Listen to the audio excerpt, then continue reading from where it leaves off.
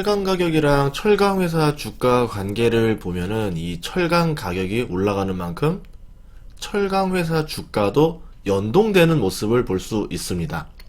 그러니까 철강 가격이 올라갈수록 그 가격만큼 제품 가격을 인상시킬 수 있고 당연히 마진이 좋아지겠죠. 그럼 철강 가격이 하락하게 되면 당연히 마진도 떨어지게 되는 거고요. 그리고 철강 같은 경우는 경제 호황과 불황과 연관이 굉장히 깊습니다. 그래서 호황이 오면은 주가가 굉장히 많이 오르고 불황이 오면은 주가가 좀 하락하는 이런 모습을 보여주는데요. 그러니까 경기 민감주다 이렇게 볼 수 있어요. 그런데 뭔가 딜레마가 하나 있어요. 지금 이 철강석 가격을 보면은 6년 반 만에 최대치를 올라갔습니다. 2014년 수준까지 올라왔는데 이게 지금 그 수준 제일 비슷하게 왔던 게 2017년 뭐 그 이후로 해가지고 그때보다 더 많이 좋아진 거예요. 아니 경제 호황기보다 철강 가격이 더 올라갈 수가 있나? 그러면 지금 이거는 호황을 말하는 건가? 그러니까 원자재 가격이 급등한다 했었잖아요. 근데 원자재 가격이 지금 급등했다. 철강 가격이 급등했다. 경기 민감주인 철강이 왜 가격이 급등했고 그러면 정말 이게 이제 철강 회사들 주가도 같이 올라가는 거냐? 이런 게 궁금해서 제가 한번 알아봤습니다. 철강 가격 주식들은 10년 단위로 보면은 아주 최저점이에요. 뭐 비교도 할 수 없을 정도로 US 스틸도 거의 전성기 2007년에 비하면 220분의 1 가격이고 아르셀로미탈 같은 경우도 2007년 대비하면은 20분의 1 가격입니다.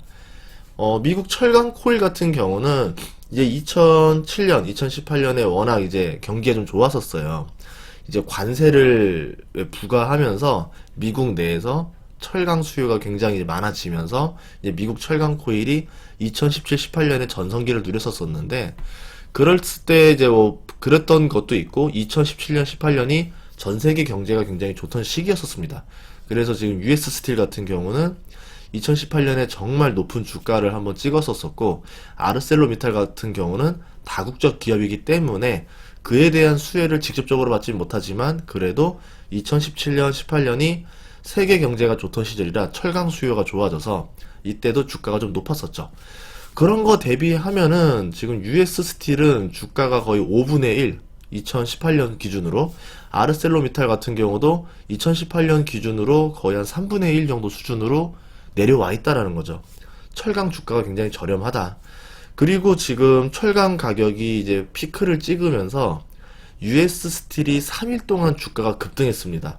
한 10% 넘게 올랐을 거야. 15% 가까이. 아르셀로미탈도 그 정도에 준하지 못하지만 그래도 주가가 꽤 많이 오른 상태였습니다. 근데 신기했던 건 3일 동안 굉장히 주가가 많이 올랐다. 그러면 이제 월요일부터 또 어떻게 될지 모르겠지만 그런 이유들이 어떤 이유들일까? 한번 이걸 같이 알아봤었는데요.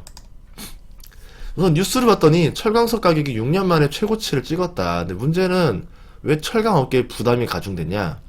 경제는 안 좋아요. 근데 철강석 가격만 비싸진 거예요. 그럼 어떻게 되겠어요?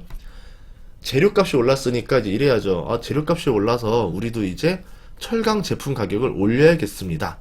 누구한테 말해야 돼요? 건설, 자동차, 조선. 다 힘들죠. 그럼 뭐라 하겠어요? 우리 힘들어. 그거 반영 못해. 그냥 그거 옛날 가격대로 주세요. 이렇게 합니다. 그러면 원래 이렇게 할 수 있죠. 아, 그러면 저기 우리는 납품 못하니까 어디 딴 데 가서 사세요. 이렇게 하고 싶은데 지금 일본에서 저가 상품이 들어오고 있습니다. 일본에서 자기들 힘드니까 우리 싸게 줄 테니까 싸게 사가세요 이러면서 막 우리나라로 들어오고 있어요. 그럼 철강 가격은 왜 올랐냐? 불경기인데 왜 올랐냐? 중국에서 철강석 소비량이 급증했습니다. 그러니까 중국은 지금 철강 수입량이 늘어가지고 급증하게 되는데 왜 그러냐면 중국에서 지금 엄청난 인프라 공사를 터뜨렸어요. 슈퍼 부양책이 나와가지고 1400조 정도의 지금 부양책이 나왔습니다. 당연히 그러니까 철강 수요가 늘어나겠죠. 부양책이라는 게 뭐예요? 건설, 뭐 이제 항만, 철도 이런 거잖아요. 당연히 철강 수요가 늘어날 수밖에 없죠. 그래서 철강 산업은 중국이 좌우를 한다 이렇게 보면 되는데 철강 공급 설비 능력이 절대적이다. 거의 뭐 전 세계의 50% 이상의 영향력을 끼친다. 보시면 되고요. 2015년에는 공급 과잉을 유발해가지고 철강 가격이 하락했었죠.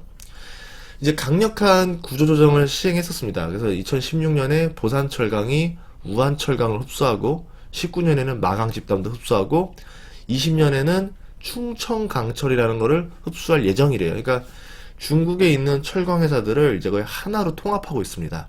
일본도 구조조정을 했어요. 신일본제철, 스미모토금속, 니신제강을 지금 일본제철로 통합을 하고 있고, 뭐 한 회사 7개 정도 있었는데 지금 이제 통합이 되면서 한 3개 정도로 통합이 됐다, 이렇게 보시면 됩니다. 그리고 이제 인도 같은 경우도 철강소 회사가 몇 개가 있는데 지금 그 중에 하나가 이제 매물로 나왔어요. 그래가지고 이제 이거를 누가 사겠느냐라고 했는데 이번에 포스코에서 이런 얘기를 했습니다. 나는 살 생각이 없는데 왜 후보군에 들어와 있냐? 우린 살 일이 없다. 절대 없다. 지금 철강사들이 서로 힘들기 때문에 관심이 없어요. 그래서 이제 누가 살 거냐 봤을 때 아마 인도 안에서 사지 않겠냐. 타타 아니면은 이제 JSW가 사지 않겠냐. 이런 얘기들이 많은데, 인도 같은 경우는 인프라가 터지면 이제 굉장한 규모로 터질 수 있는 나라 중에 하나니까 인도 철강 회사 같은 경우는 주식 투자를 조금 고려해봐도 괜찮을 것 같아요. 지금이 아니라 이제 인프라라는 발표가 나오고 정말 철강 수요가 제대로 늘기 시작하는 순간, 아마 코로나 끝나고부터 이제 본격적이겠죠. 그래서 인도 철강 회사를 우리가 직접적으로 투자할 수 있는 방법은 없어요. 없고 어떻게 되냐면 이 회사들 중에서 이제 미국에 ADR로 등록되어 있는 회사들이 있을 겁니까? 미국을 통해서 인도 철강 회사를 구입할 수 있는 방법을 통해서 구입하시면 되긴 합니다. 뭐 그 외에도 다국적 철강 회사인 아르셀로미탈도 있고 US 스틸도 있고 우리나라 포스코도 있고 일본 제철도 있고 중국의 보산철강도 있고 많아요. 투자할 방법은 많습니다. 참 신기한 건 뭐냐면 지금 철강업이 굉장히 힘들어요. 그래서 구조조정을 하는 시기인데 아르셀로미탈도 570명을 해고했고 US 스틸도 850명을 해고했다고, 그러고 최근에는 200명을 해고했다는 말이 나오고 있어요. 그러니까 철강업들이 줄이기 경쟁입니다. 서로서로 지금 몸집을 줄이려고 하고 있어요. 아르셀로미탈 같은 경우도 이탈리아 타란토 제철소에서 생산을 25% 감소했고, 이제 유럽에 있는 이제 프랑스, 스페인에도 고로 4기를 가동 중단했다, 이 말이 있고, US 스틸도 일부 고로 시설을 폐쇄했다라고 하고 있고요. 그런 이유들을 다 봤을 때 뭐냐면은 자동차 생산량이 16%가 감소한대요, 올해 코로나 때문에. 그러면 철강 소비의 30% 비중을 차지하는 자동차 생산량이 줄어드니까 당연히 철강 수요가 줄겠죠. 그럼 철강 수요가 주니까 철강 가격이 떨어져야 정상인데, 철광석, 원재료인 철광석 재료 가격은 지금 급등을 하니까 지금 철강업체들이 죽을 맛이라는 겁니다. 여기 그런 이유 중에 하나 뭐냐면 중국에 또 치킨 게임이 있는데, 중국은 이러든 저러든 간에 생산량을 줄이지 않아요. 계속 늘립니다. 지금 보산 철강이랑 허베이 강철이 세계 50% 철강 생산량을 가지고 있는데, 여기에다가 철강 생산량을 계속 증가시켜고 고로 가동률 계속 올리고, 그냥 죽자 이거죠. 다 죽어보자 이렇게 하고 있어서 그런 상황이다. 그래서 철강 재고가 지금 최대치 3,300만 톤이었었습니다. 이거 코로나 직전쯤으로 해가지고. 일본 같은 경우도 좀 치킨 게임을 걸고 있죠. 그러니까 저가 공세를 하고 있고. 예전에 그 반도체를 보는 것 같아요. 다 죽자. 그럼 여기서 누군가는 죽겠죠. 그럼 살아남은 애들은 호황을 제대로 누릴 수 있다라는 거예요. 그러니까 누가 살아남을 것이냐, 살아남는 애에다 투자하는 게 중요하겠다. 그러니까 지금은 좀 무리하게 먼저 투자하는 것보다 지켜보는 것도 나쁘지 않겠다, 이런 게 좀 판단이 돼요. 치킨 게임이 벌어지면은 누가 자빠질지 몰라요. 근데 지금 아르셀로미탈이라던가 US 스틸은 재무제표도 굉장히 나쁩니다. 그래서 철강 가격이 오른 이유를 조금 봤더니요, 올해 초부터 80달러 정도의 이제 철광석 가격이었는데 현재 130달러로 올라왔다. 그리고 중국의 대규모 경기 부양책이 이제 인프라가 터졌다. 그래서 중국 같은 경우는 조강 생산량이 전년 동월 대비 9% 올라왔는데 철광석 수입량은 24%가 늘었다. 그러니까 주문이 지금 폭주하고 있다라는 거죠. 이 얘기는 뭐냐면 생산량을 앞으로 더 늘릴 거라는 겁니다. 수입량을 늘렸기 때문에. 그리고 브라질이랑 호주 같은 경우는 공급이 차질돼 있어요. 코로나 때문에. 그럼 이 이야기는 뭐겠어요? 다 합쳐보면은 아마도 철강에 대한 그 철강석 가격이 더 올라갈 수 있다. 원자재 가격이 더 치솟을 수도 있다. 이렇게 볼 수 있고요. 중국에서 철강 회사는 이렇게 목록이 있습니다. 뭐 여기에서 고르시면 되는데 제일 몸집이 큰 거는 보산철강이다 보시면 돼요.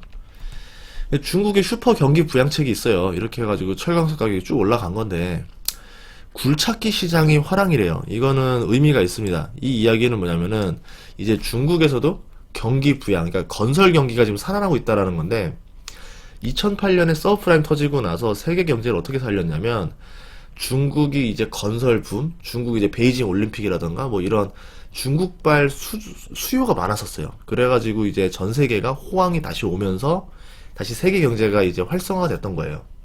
그러니까 중국이라는 걸 한 번 더 의존하게 되느냐 이런 거죠. 중국발 슈퍼 경기 부양책이 얼마나 효과를 볼 것이냐. 그래서 이게 중국 안에서만 도는 게 아니라 한국이나 아시아나 이제 뭐 미국이나 세계적인 경제 호황에 내게 하는 어떤 부양책이 될 것이냐. 이게 좀 관건이 된다라는 거죠. 그래서 중국산 H형광 가격이 지금 40달러가 올랐다. 뭐 이런 얘기들이 전망이 되고 있다. 이렇게 뉴스가 나와 있고요. H형광이 뭐냐면은 철골, 교량, 선박, 토목공사 재료를 많이 써요. 아까 같이 철강이 지금 두 가지로 나뉜다 했잖아요. 이제 조선이라던가 토목 건설 쪽에 쓰는 게 있고 자동차에 쓰는 게 있는데 자동차 쪽으로 지금 화랑이 아니라 이런 공사 쪽, 토목 쪽으로 화랑이다. 그래서 H형광 가격이 좀 많이 오를 것 같다. 이런 이야기가 있다라는 겁니다. 그래서 한번 회사들을 알아봤는데 중국 같은 경우는 이렇게 있습니다. 이제 보산철강이라는 회사가 있어요. 이렇게 보면은 지금 주가가 2018년 정말 좋았다가 많이 떨어졌죠. 절반 정도로 떨어졌죠. 그래도 중국 내에서 수요가 크면은 중국에 있는 철강 회사가 가장 수혜주가 아니겠냐라고 해서 한번 알아봤는데요. 연매출이 48조고 순이익이 이제 2조 정도 되고 작년 퍼가 9.2 정도, 배당 수익률이 5.5%. 그러니까 봤을 때 나쁘지 않아요. 이 정도면 괜찮겠네. 가격이 비싸지 않겠네. 라고 이제 보고 있는 상태인 건데, 그런데 주가는 좀 많이 떨어진 상태다. 그리고 최근에 주가가 좀 다시 올랐어요. 그래서 좀 지금 들어가야 될 것이냐, 아니면 좀 지켜보고 들어갈 것이냐, 이런 고민이 있죠. 그리고 합병을 많이 해가지고 지금 조강 생산량은 1위인데, 문제는 뭐냐면, 이제 합병은 했지만 회사를 완전히 통폐합한 건 아닌 것 같아요. 그냥 회사 이름은 다 따로따로 있어요. 주식은 따로따로 있는데, 이제 이 회사도 얘 거예요. 이 회사도 얘 거예요. 연합으로 치면은 조강 생산량이 1위다. 하지만 아직은 완벽한 통합 작업이 마무리된 게 아닙니다. 원가 절감이 되지 않았기 때문에 이게 이익으로 반영되기에는 시간이 좀 걸리지 않겠냐. 이렇게 보고 있고요. 재무제표 한번 볼게요. 재무제표를 보면은 이제 이게 좀 분기별인데 코로나 때 굉장히 안 좋았죠. 코로나 때 굉장히 안 좋았다가 이번에 2분기 때 좋아졌고 3분기 때는 더 좋아지지 않겠냐라고 해서 좀 회복이 되지 않겠냐 이제 이렇게 보고 있습니다. 순이익을 보면은 한번 순이익 쪽을 볼까요?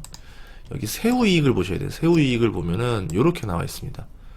세후이익도 많이 감소했다가 회복세죠. 그러니까 회복세란 얘기는 뭐냐면 작년만큼의 순이익이 나오진 않겠지만 그래도 좋아지는 추세니까 우리가 미래에 대해서 순이익이 좋아질 거다 기대를 할 수 있지 않겠냐. 기대를 할 수 있으니까 주가가 먼저 오르지 않겠냐. 이런 관점으로 보셔야 돼요. 아마 올해 순이익이나 매출이 작년을 넘어갈 수는 없을 겁니다. 하지만 그 기세가 올라가니까 주가가 먼저 오를 수도 있다. 이렇게 보시는 거예요.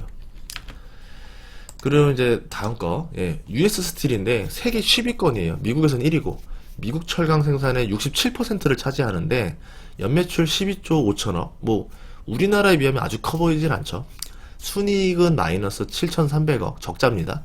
배당 수익률이 0.48%. 단점이 많아요. 용광로가 오래돼가지고 경쟁력이 없는데 왜 주가가 한번 급등을 했었냐? 왜 지금 5분의 1 토막이 났지만 왜 과거에 이렇게 많이 올랐었냐? 수입 철강 관세를 매겼어요. 트럼프가. 그러면서 2017년, 18년에 이런 거죠. 야, 죽었던 용광로도 빨리 다시 살려봐. 이제 관세 매겼으니까 미국 안에 철강 회사들도 이익이 나게 해줄게 라고 해서 막 불을 떼봤는데 경쟁력이 없어요. 워낙 옛날 노후시설이다 보니까 그 효율이라는 게 중요하잖아요. 투입 비용 대비 산출이 좋아야 되는데 투입 비용이 너무 많이 들어가요.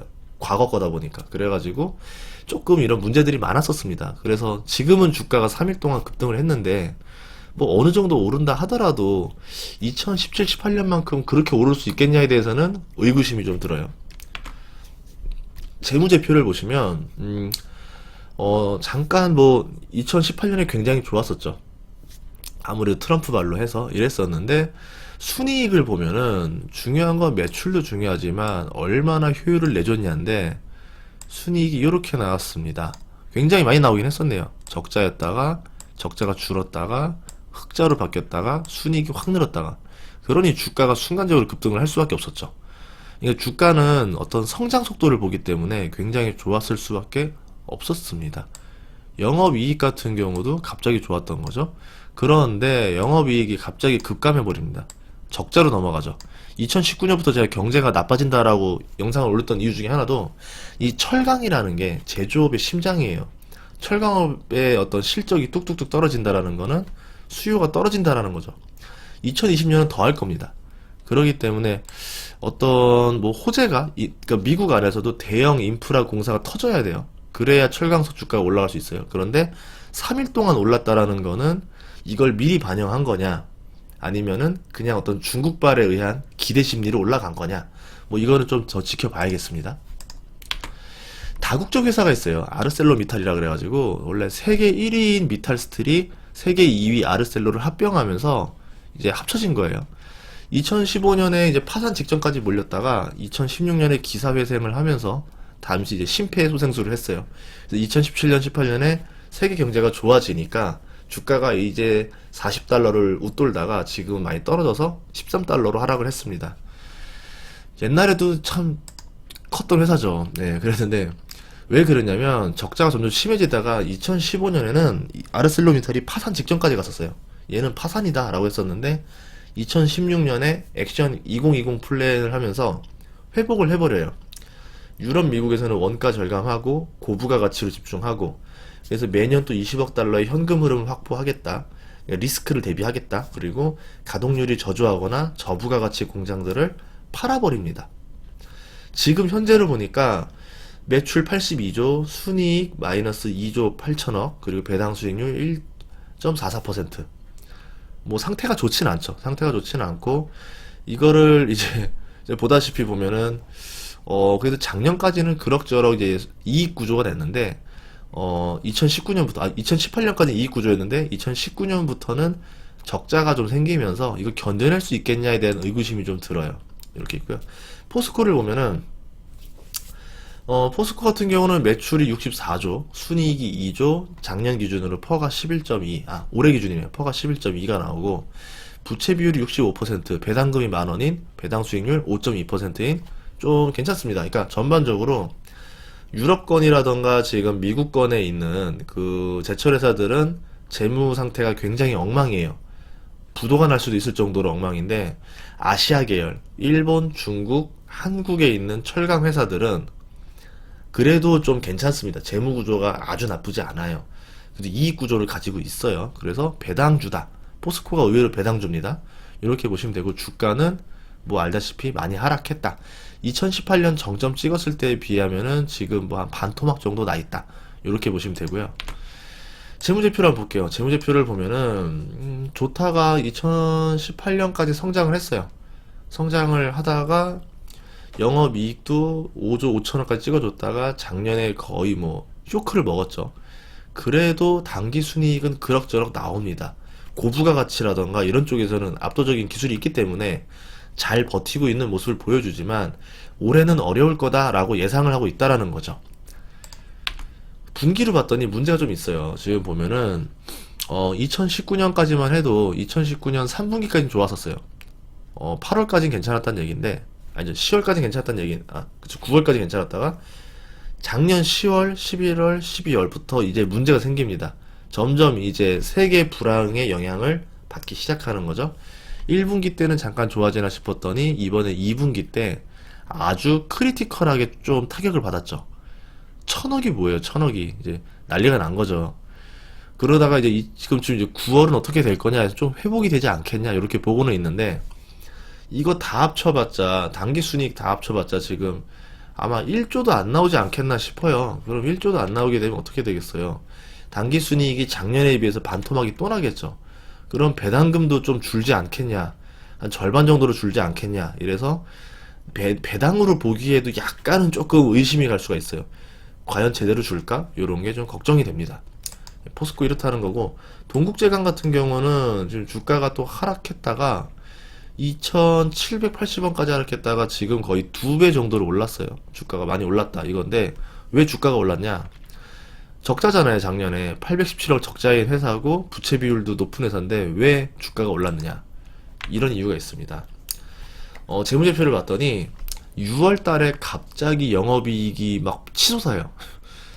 뭐 당연히 작년에 좀 했다가 떨어지고 떨어지다 했는데 순이익이 미친 듯이 올라갑니다. 갑자기. 그래서 분명 1분기 때만 해도 최대 적자를 내서 아, 이 회사는 이제 망했다, 큰일 났다 이랬는데 2분기 때 갑자기 600억의 흑자를 내버려요. 시가총액이 6천억인데 분기 이익이 600억이 나옵니다. 이해가 안 가죠. 그러면은 자, 그럼 1년을 곱하기 4로 치면은 2,400억이 순이익이 되면 뭐예요? 퍼가 2.5 정도가 나온다는 얘기인데 완전 저평가죠. 이거 말이 안 되잖아요. 그래서 이게 뭐냐, 지금 다 어려운데 혼자 왜 이러냐? 이유가 있었습니다. 중국산 H형광이라는 게 지금 가격이 많이 오를 것 같아요. 이제 지금 왜 그러냐면 중국의 인프라가 터지니까 중국 내에서 지금 건설 경기, 토목 경기가 살아나는 거예요. 그래서 H형광 수요가 엄청 커질 것 같다, 이렇게 말을 하고 있었어요. 물론 뭐 국내 비중이 커요. 지금 동국제강 같은 경우는 국내 비중이 커서 8월에 2번 동안 이제 가격 인상을 해봤는데 가격 반영이 어렵다는 거예요. 경제 침체로 안 해준다 이거죠. 우리나라 건설사, 조선사가 야, 내가 죽겠는데 지금 니네 거 해주게 생겼냐? 라고 하면서 못해 라고 하면서 이러는 거죠. 만약에 니네 지금 그런다라고 하면은 우리 수입산 쓸 거야 라고 하는 거죠. 그래서 수입산을 쓸 수 있다라는 건데, 원래 중국산 H형광이 과거 점유율이 이제 국내에서 25%였었습니다. 그런데 지금 뭐 수입 규제를 받으면서 그동안 이제 중국산을 안 쓰고 베트남산이라던가 뭐 일본산이라던가 이런 걸 썼었는데 지금 베트남산 비중이 많이 올라왔어요. 근데 이번에 그 반텀빙 관세 부과가 끝났어요. 그래가지고 중국산을 쓸 수도 있다 라는 얘기가 나왔는데, 다행히 지금 중국 안에서도 자기네 지금 H형광 가격이 막 올라가니까 우리나라에서 수입하는 거의 경쟁력이 좀 떨어지는 거죠. 그래서 조금 이제 그렇게 살아난 게 아니냐, 좀 기적적인 회생이다 이렇게 볼 수 있다라는 건데요. 시장 점유율을 보면은 이제 뭐 본강 뭐 이런 게 22%, 후판 H형광 이렇게 나왔는데 H형광의 시장 점유율이 35% 정도 됩니다. 굉장히 높은 회사죠. 그리고 철강 비중이 94%인 회사고 열연, 냉연이 있는데 이제 H형광은 여기에 들어가겠죠. 이제 이렇게 들어가고 있었고 요런 비중을 가지고 있다라고 보시면 됩니다. 그래서 동국제강이 H형광 때문에 조금 더 수혜주가 아니냐, 요런 이야기들이 있었고, 주가가 지금 포스코나 현대제철은 뭐 그다지 올라가지 않았는데 지금 동국제강만 많이 올라간 상태라 이렇게 볼 수 있었고, 전반적으로 보면은 저 US 스틸이 주가가 진짜 많이 올랐고요. 아르셀로미탈이 그거보단 못하지만 그래도 많이 올랐고, 그래서 지금 뭐 중국이라던가 한국, 일본의 철강회사들 주가는 막 재미있게 오르진 않았습니다. 그 동국제강만 좀 올랐어요. 이런 상황들을 봤을 때는 조금 더 지켜봐야 되지 않겠냐, 이렇게 볼 수 있을 것 같습니다. 이렇게 자료들을 통해서 드렸기 때문에 좀 더 궁금하다 하신 분들은 그 기업들의 사업 보고서를 좀 보세요. 그리고 철강에 관한 뉴스들을 많이 검색해서 보시면은 아, 철강주를 언제 투자해야 되겠다라는 생각이 들 것 같고, 인도라던가 중국이라던가 대규모 토목공사, 인프라 공사가 터질 수 있어요. 그것들에 대해서 어떻게 진행되고 있는지를 보셔야 되고, 지금 전 세계에서 이제 뉴딜 정책이 벌어질 겁니다. 세계 경제를 살려야 되기 때문에 이제 일자리를 만들어내는 뉴딜 정책들이 인프라, 토목으로 터지는 건지 아니면 어떻게 터지는 건지도 한번 보시면은 투자에 도움이 될 것 같습니다. 시청해 주셔서 감사하고요. 다음에도 더 좋은 정보로 찾아뵙도록 하겠습니다.